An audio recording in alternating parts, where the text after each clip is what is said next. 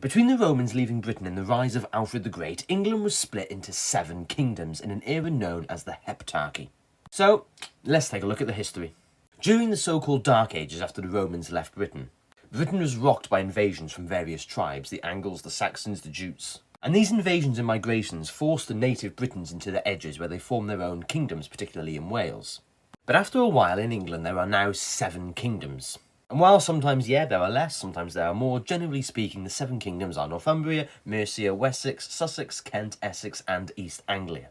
And they do not always, most of the time ever, get along. They are constantly feuding and constantly at war, with each kingdom's king desperate to become the mighty Bretwalda or Britain ruler.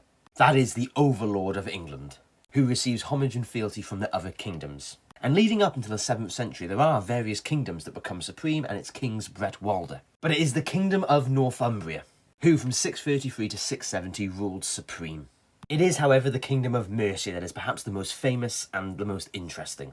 For 300 years, from 600 to 900 AD, it is an era known as the Mercian Golden Age. And from 716 to 825 AD, Mercia ruled the south as the supreme kingdom, where Mercia gained overlordship over 5 of the other 6 kingdoms. So let's start with King Penda of Mercia, who becomes king in the 630s. Now, while the rest of England and Britain is slowly converting back to Christianity, Penda remains a pagan. And Penda is perhaps one of the greatest ever warrior kings. And he goes on the offensive to take down Northumbria, defeating the current Bretwalda and king of Northumbria, Edwin, in 633 AD in battle. And then in 642 AD, he defeated the next Bretwalda and the next king of Northumbria, Oswald, at the Battle of Mayserfield. Penda was now the most powerful king and Bretwalda himself. However, he would fall in battle in 655 AD. The kingdom of Mercia would be overrun and occupied by the Northumbrians, before Mercian king Ethelbald restored Mercian independence.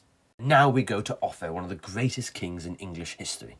And it was under Offa's reign from 757 to 796 AD that Mercia became supreme over 5 of the 6 other kingdoms, eventually ruling the entire south of England.